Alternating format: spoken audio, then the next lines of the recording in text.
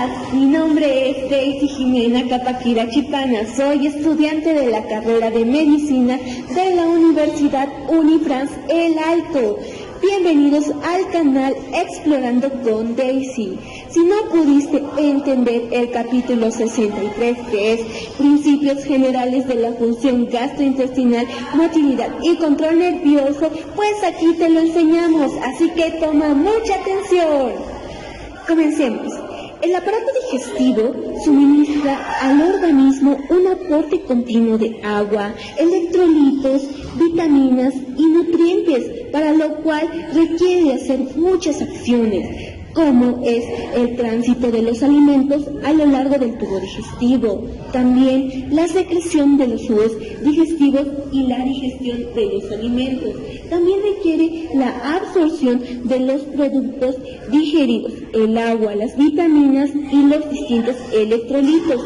También está la circulación de la sangre por las vísceras gastrointestinales para el transporte de las sustancias absorbidas, y también tenemos el control de todas las funciones por los sistemas locales, nerviosos y hormonales. Hablando de temas generales, cuando nosotros comemos un alimento, esta pasa por la boca, por el esófago y se encuentra con el esfínter esofágico inferior, y ahí pasa por el estómago, por el caries, y se encuentra con otro esfínter que es el píloro. Después va por el duodeno y yeyuno e ilium, donde se encuentra con la válvula iliocecal, que esta comunica el intestino delgado con el intestino grueso, y ahí va por el colon. Ascendente, transverso, descendente, y ahí pasa recto y hace todo este trayecto de la boca hasta el ano. Bien, las capas de la pared intestinal de afuera hacia adentro son la serosa, la capa muscular longitudinal, la capa muscular circular, la submucosa y la mucosa. Además, la zona profunda de la mucosa contiene haces dispersos de fibras de músculo liso, que es la mucosa muscularis mucosae, en la cual, ¿por qué hablamos de las capas? Justamente porque las funciones motoras gastrointestinales dependen de las distintas capas del músculo liso. Por lo cual, el músculo liso gastrointestinal funciona como un sinsitio. Cada una de las fibras del músculo liso dentro del tubo digestivo mide entre 200 a 500 micrómetros de longitud y de 2 a 10 micrómetros de diámetro. Todas ellas se disponen en haces, formando por hasta 1000 fibras paralelas. Por lo cual, en la capa muscular longitudinal, los haces se extienden en sentido longitudinal por el tubo digestivo, mientras que en la capa muscular circular lo rodean. Por lo cual, en las haces, en cada haz, las fibras musculares están conectadas eléctricamente unas a otras mediante un gran número de uniones intercelulares en hendidura que permiten el paso de los iones de unas células a otras. Por tanto, las señales eléctricas que inician las contracciones musculares pueden viajar con rapidez de una fibra a otra dentro de cada haz, pero aún más precisa en sentido longitudinal que en sentido lateral. Cada haz de fibras musculares lisas se encuentra separado en parte del siguiente por tejido conjuntivo laxo. No obstante, los haces se funcionan entre ellos y muchos puntos, de modo que en realidad cada capa muscular representa una trama ramificada de haces de músculo liso. Así pues, cada capa muscular actúa como un sinsitio, y cuando aparece en algún punto de la masa muscular un potencial de acción, este se transmite por ella en todas las direcciones. con lo cual la distancia recorrida después de la excitabilidad del músculo a veces se detiene después de solo unos milímetros y otros atraviesa varios centímetros o incluso toda la longitud y anchura del tubo digestivo. Bien, ahora hablando de la actividad eléctrica del músculo liso, el músculo liso, justamente el músculo liso gastrointestinal, se excita por la actividad eléctrica intrínseca, lenta y casi continua que viaja por la membrana muscular, por la cual esta actividad posee dos tipos de ondas eléctricas. Están las ondas lentas y los potenciales en espiga. Por lo cual, el ritmo de casi todas las contracciones digestivas dependen de la frecuencia de las ondas lentas en el potencial de membranas de la fibra muscular. Ojo, tener en cuenta que las ondas lentas no son potenciales de acción como tal, sino que son cambios lentos y ondulantes del potencial de reposo, que varía entre 5 a 15 milivoltios. Y la frecuencia es de 3 a 12 por minuto de ondas lentas. Entonces, esta justamente va a depender del sitio. Como tal, en el cuerpo gástrico es de 3 ondas lentas por minuto, en el ilio terminal es de 8 a 9 ondas lentas por minuto y en el duodeno es de 12 ondas lentas por minuto. Se cree que el origen de esas ondas lentas se deben a lo que son las células intersticiales de Cajal, que estas justamente son marcapasos eléctricos del músculo liso, en la cual su función es controlar la aparición de potenciales intermitentes en espiga. Y los potenciales en espiga, estos sí son verdaderos potenciales de acción como tal. Y si bien, hablando de los cambios del voltaje del potencial de membranas en reposo, podemos decir que además de las ondas lentas y de las ondas en potencial en espiga, está el voltaje basal del potencial de membrana en reposo del músculo liso, que puede cambiar justamente. En condiciones normales, el potencial de membrana en reposo tiene un valor medio de unos menos 56 milivoltios, pero en muchos los factores pueden modificarlo. Cuando el potencial se hace menos negativo, fenómeno denominado despolarización de la membrana. La fibra muscular se excita con más facilidad cuando el potencial se vuelve más negativo en la llamada hiperpolarización. La fibra se hace menos excitable. Los factores que despolarizan la membrana, es decir, los que hacen más excitables, son la distensión del músculo, la estimulación con acetilcolina liberada desde las terminaciones de los nervios parasimpáticos y la estimulación por distintas hormonas gastrointestinales específicas. Y si bien son factores importantes que aumentan la negatividad del potencial de membrana y que por tanto la hiperpolarizan y reducen la excitabilidad de la fibra muscular, está el efecto de la noradrenalina o de la adrenalina sobre la membrana de la fibra y la estimulación de los nervios simpáticos que secretan principalmente noradrenalina en sus terminaciones. Bien, ahora recordando temas específicos de cómo se llega a dar la contracción del músculo liso, justamente tenemos aquí, como podemos ver en la imagen, tenemos lo que es el líquido extracelular, el líquido intracelular, en la cual también tenemos al retículo sarcoplásmico.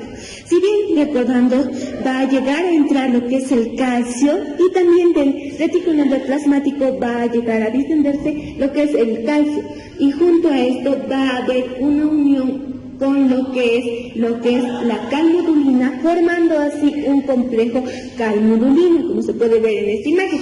Posterior a esto, esta va a llegar a activar a lo que es la miosina sinasa, la cual después de esta activación se va a dar la formación o la activación de la fosforilación, o se va a dar la fosforilación de la cadena ligera de la miosina, como se puede ver. Esto va a proporcionar o va a desencadenar a que se dé la contracción del músculo liso.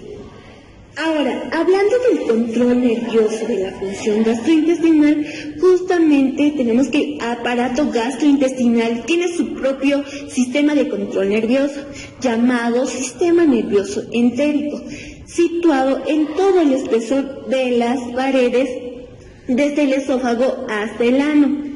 Y por lo cual está formado por dos plexos, el plexo de Auerbach o mientérico y el plexo de Meissner o submucoso, en la cual justamente el plexo de Auerbach está principalmente encargado de los movimientos gastrointestinales y en cuanto a lo que es el plexo de Meissner está encargado principalmente de la secreción y del flujo sanguíneo local.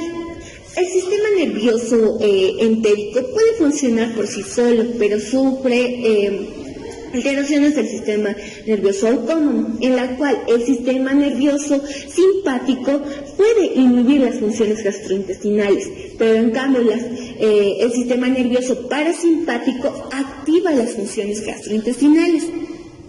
Y si bien el plexo de Auerbach es el más externo y se halla entre las capas musculares y la estimulación, o qué pasa cuando esta justamente se llega a estimular, justamente va a haber un incremento del tono de la pared, va a aumentar la intensidad de las contracciones rítmicas, se va a acelerar las contracciones y también va a haber una elevación de la velocidad de conducción. Y el plexo de Auerbach también inhibe el esfínter pilórico, que controla el vaciamiento del estómago, y el esfínter de la válvula ileocecal, que controla el paso del alimento desde el intestino delgado hasta del intestino delgado hacia el ciego. Y ahora, hablando del plexo de Meissner, justamente esta es el más interno y se halla en la submucosa. Esta actúa controlar funciones de segmentos de la pared interna, como por ejemplo tenemos lo que es la secreción intestinal local, la absorción local y la contracción local del músculo submucoso. Ahora, hablando del control autónomo del tubo gastrointestinal, tenemos que la estimulación parasimpática aumenta la actividad del sistema nervioso entérico, en la cual la inervación parasimpática del intestino puede clasificarse en dos divisiones, craneal y sacro. Salvo en algunas fibras parasimpáticas que inervan las regiones bucales y faringea del tubo digestivo. Los nervios vagos transportan casi todas las fibras del sistema parasimpático craneal. Estas fibras proporcionan una amplia inervación al esófago, al estómago y al páncreas, y en grado algo menor al intestino, alcanzando hasta la primera mitad del intestino grueso. El sistema parasimpático sacro se origina en los segmentos sacros segundo, tercero y cuarto de la médula espinal. Viaja con los nervios pélvicos hacia la mitad distal del intestino grueso y llega hasta el ano. El colon sigmoide, el recto y el ano están considerablemente mejorando inervados por las fibras parasimpáticas de cualquier otra región del intestino. Estas fibras intervienen sobre todo en los reflejos de la defecación como tal. Ahora, las neuronas postganglionares del sistema parasimpático se encuentran sobre todo en los plexos mientéricos y submucosos. Se estimulan, aumentan generalmente la actividad de todo el sistema nervioso entérico, lo que a su vez potencia la mayoría de las funciones gastrointestinales. Ahora, la estimulación simpática suele inhibir la actividad del tubo digestivo. Las fibras simpáticas del tubo digestivo se originan en la médula espinal entre los segmentos T5 y L2. Después de abandonar la médula, casi todas las fibras preganglionares para el intestino penetran en las cadenas simpáticas que se encuentran en ambos lados de la columna vertebral y las atraviesan hasta llegar a los ganglios simpáticos, como el ganglio celíaco y los diversos ganglios mesentéricos, en los que se encuentra justamente la mayoría de los cuerpos de las neuronas simpáticas postganglionares, de los que emergen las fibras postganglionares para formar los nervios simpáticos postganglionares, que se dirigen a todas las zonas del tubo digestivo. El sistema simpático inerva casi todas las regiones del tubo digestivo, sin mostrar preferencia por las porciones más cercanas a la cavidad bucal y el ano. Como sucede con el parasimpático, justamente las terminaciones nerviosas simpáticas liberan sobre todo noradrenalina, por lo cual, en general, la estimulación del sistema nervioso simpático inhibe la actividad del tubo digestivo y tiene muchos efectos opuestos a los del sistema parasimpático. Por ejemplo, ejerce sus efectos de dos formas: mediante un discreto efecto directo de la noradrenalina secretada sobre el músculo liso intestinal al que inhibe, y la otra que es mediante un efecto inhibidor más potente de la noradrenalina sobre las neuronas de todo el nervio entérico. Ahora hablemos de lo que son los reflejos gastrointestinales. Tanto el sistema nervioso entérico, el sistema nervioso simpático y el sistema nervioso parasimpático mantienen tres tipos de reflejos, las cuales son el reflejo, el reflejo integrador por complejo dentro del sistema nervioso de la pared intestinal. También están los reflejos que van desde el intestino a ganglios simpáticos prevertebrales y vuelven al tubo digestivo. También está otro que son los reflejos que van desde el intestino a la médula espinal o tronco encefálico y vuelve al tubo digestivo. Ahora, los reflejos integrados por completo dentro del sistema nervioso de la pared intestinal controlan la secreción digestiva, peristaltismo, contracción de mezclas y los efectos inhibitorios locales. Los reflejos que van desde el intestino a la médula espinal o tronco encefálico y vuelven al tubo digestivo.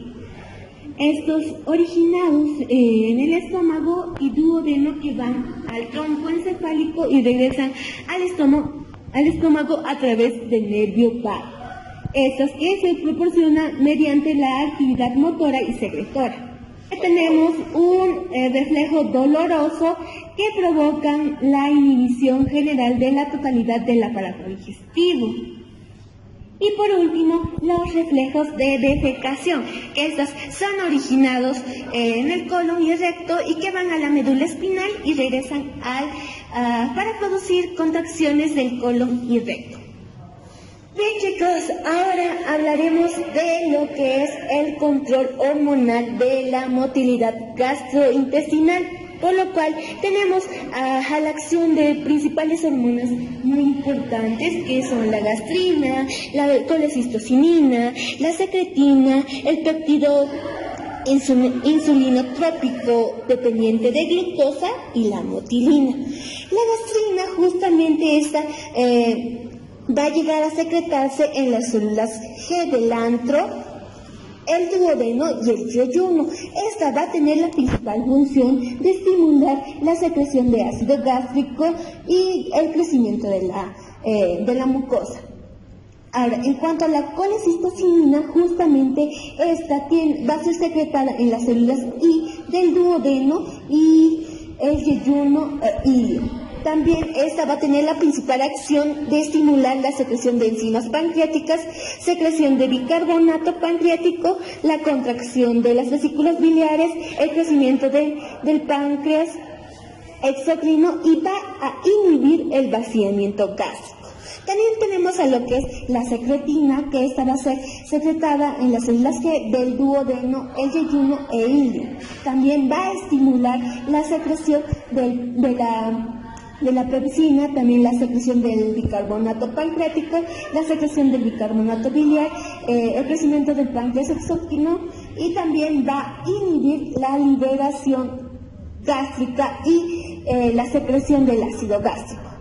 Tenemos también, como les mencionaba, el péptido insulinotrópico dependiente de glucosa, que esta va a ser secretada en las células K del duodeno y el yeyuno, que va justamente, su principal acción va a ser estimular la liberación de insulina y va a inhibir la secreción de ácido gástrico.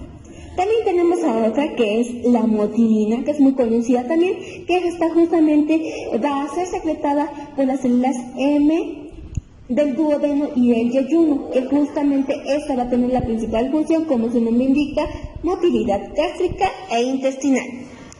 Bien, ahora se preguntarán, ¿cómo es que estas hormonas realizan estas funciones? Justamente, primero vamos a mencionar primeramente a los principales. Tenemos a la gastrina, que justamente decíamos que esta era secretada por las células G. Si bien la gastrina, vamos a ver primero lo que son las células parietales. Esas células parietales que están encargadas de la secreción del ácido gástrico, en la cual justamente estas tienen receptores no específicos de gastrina. Ahora, lo que pasa justamente es que las células G liberan la gastrina a la sangre circulante, en la cual esta llega a circular por todo el cuerpo, y cuando esta vuelve a llegar al estómago, la gastrina se une a los receptores de las células parietales, que justamente les mencionaba. Ahora, estas células, al unirse justamente con estos receptores específicos para la gastrina, llegan a lo que son a producir el ácido gástrico. Ahora, pero el ácido gástrico, preguntarán, ¿por qué tiene la función del crecimiento mucoso? Justamente, ¿por qué inhiben el crecimiento mucoso? Porque, si bien sabemos, el ácido gástrico es dañino para nuestro estómago, no puede estar mucho tiempo. Por eso, al mismo tiempo que se llega a secretar constantemente el ácido gástrico, se llega a dar el crecimiento, el aumento de tamaño de lo que es la mucosa. ¿Por qué? Justamente porque la mucosa gástrica protege el estómago del ácido gástrico. Eso es muy importante que lo entiendan. Ahora, hablando de otro hormona muy importante, que es la colecistocinina, para lo cual primero vamos a hablar un poquito de los conductos que se da. Tenemos, como sabemos, tenemos a lo que es el conducto hepático derecho, que se proporciona esto. Aquí tenemos al conducto hepático derecho, al conducto hepático izquierdo, los cuales al unirse llegan a formar el conducto hepático común. También va a estar por otra parte el conducto cístico, que al unirse con el conducto hepático común forman lo que es el colédoco, que justamente esta va a ir a la segunda porción del duodeno, específicamente su pared interna. Ahora, también tenemos a lo que es justamente el conducto pancreático mayor. El conducto pancreático mayor, junto con el colédoco, al unirse, va a llegar a formar el esfínter de Oddi. Entonces, la principal función, justamente como acá nos decía, que era el poder neutralizar, ¿no ve? O sea, era el poder realizar una neutralización. ¿A través de qué? De la contracción de la vesícula biliar. Si bien nos decía, hay una contracción de la vesícula biliar, entonces al contraerse la vesícula biliar, va a eliminar el líquido biliar, va a llegar hasta la segunda porción del duodeno, en donde justamente, ¿qué es lo que va a hacer la bilis? ¿Para qué queremos que llegue a la segunda porción del duodeno? Queremos, ¿para qué? Para que justamente la bilis hace una emulsificación de la grasa, es decir, neutraliza la grasa. Entonces, eso ya no va a ser muy dañino para nosotros con respecto a la grasa. Ahora, justamente también, ¿qué es lo que va a hacer? Que justamente, si bien decíamos, ¿no? El estómago secreta las células que secretan el ácido gástrico. Ahora, este ácido gástrico, al pasar al duodeno, ¿quién la va a proteger? Porque tenemos a la mucosa en el estómago. Tenemos a la mucosa que la protege, pero en el duodeno, ¿quién la protege? Justamente esta hormona llega a proporcionar la secreción de bicarbonato. Entonces, Si se da la secreción de bicarbonato, entonces este bicarbonato va a neutralizar a que se dé, al llegar el ácido gástrico al duodeno, entonces este bicarbonato la va a neutralizar, en la cual justamente este ácido gástrico se va a unir con hidrogeniones y va a formar el ácido pancreático. Justamente este ya no es muy dañino para el duodeno. Ahora, específicamente hablando de la secretina, es lo que hace la secretina justamente, porque mira, la secretina que era, bien decíamos, ¿no?, que era secretada por las células S, justamente esa es la que va a proporcionar lo que les decía anteriormente, la secreción de bicarbonato, ya que si bien sabemos, esta va a neutralizar, les decía que el bicarbonato va a neutralizar el ácido gástrico, promoviendo la acción, que es promovida por la acción de la colecistocinina. Pero ¿cómo es que va a ser esto? Justamente como les decía, va a haber una unión entre los hidrogeniones y lo que son el ácido gástrico, formando así el ácido carbónico, que ya no es muy dañino tanto para el duodeno, el iño y el yeyuno. Entonces, justamente esto es lo que hace en su primera función de la secreción de la secretina, es secretar el bicarbonato para que ya no haya mucho daño en cuanto a lo que es el potencial del ácido gástrico, ¿no? Entonces, ahora tenemos a lo que es el péptido inhibidor insulinotrópico, que es secretado por las células que, como ya les dije, que era la liberación, tenía la función de la liberación de insulina, en la cual también inhibe la secreción de ácido gástrico. Ahora también tenemos la motilina, que justamente su principal función era la motilidad, como les decía. Ahora hablemos de los movimientos de tubo digestivo. El tubo digestivo tiene dos tipos de movimientos: los movimientos de propulsión y los movimientos de mezcla. Los movimientos de propulsión, justamente que éstas desplazan alimentos a una velocidad adecuada para digestión y absorción. Y los movimientos de mezcla mantienen el contenido intestinal mezclado todo el tiempo. El movimiento básico propulsivo del tubo digestivo es el peristaltismo. Alrededor del intestino se crea un anillo de contracción que se desplaza hacia adelante. Según un mecanismo análogo a cuando se colocan los dedos alrededor de un fino tubo distendido, se contraen los dedos y se deslizan a lo largo de este. Cualquier material situado delante del anillo de contracción justamente se desplazará hacia adelante. Ahora, el estímulo habitual del peristaltismo es la distensión del intestino. Así, cuando una gran cantidad de alimento se concentra en algún punto del intestino, la distensión de las paredes de este nivel estimula al sistema nervioso entérico para que contraiga la pared gastrointestinal situada a 2 a 3 centímetros por encima de la zona, haciendo que se forme un anillo de contracción que inicie el movimiento peristáltico. Otro estímulo desencadenante del peristaltismo es la irritación por agentes químicos o estímulos físicos de revestimiento epitelial del intestino. Asimismo, las señales nerviosas parasimpáticas intensas que llegan al intestino inducen una fuerte peristaltismo. Bien, ahora hablemos de la ley del intestino. En teoría, el peristaltismo podría dirigirse en cualquier sentido desde el punto estimulado, pero el de la dirección oral suele apagarse enseguida, mientras que en el peristaltismo en dirección anal continúa hasta distintas considerables.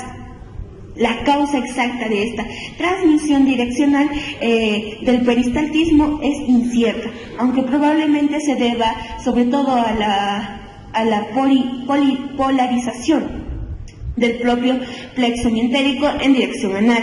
Esto podría explicarse de la siguiente forma. por ejemplo, cuando la distensión excita un segmento intestinal e inicia el peristaltismo, el anuncio contráctil responsable suele comenzar en la zona proximal del segmento distendido y luego se mueve hacia ese segmento empujando el contenido intestinal de 5 a 10 centímetros en dirección anal antes de desaparecer. Al mismo tiempo, el intestino distal se relaja, a veces a lo largo de varios centímetros, en la llamada relajación receptiva, lo que facilita la propulsión de los alimentos hacia el ano y a la erección oral. Ahora hablaremos de lo que son los movimientos de mezcla. Los movimientos de mezcla son muy distintos en las diferentes regiones del tubo digestivo. En algunas zonas, las contracciones peristálticas producen por sí mismas las mezclas de alimentos. Así sucede en especial cuando el avance del contenido intestinal se ve interrumpido por un esfínter, de modo que anda peristáltica solo puede amasar el contenido intestinal en lugar de desplazarlo. En otras ocasiones se producen contracciones locales del segmento intermitente cada pocos centímetros en la pared intestinal.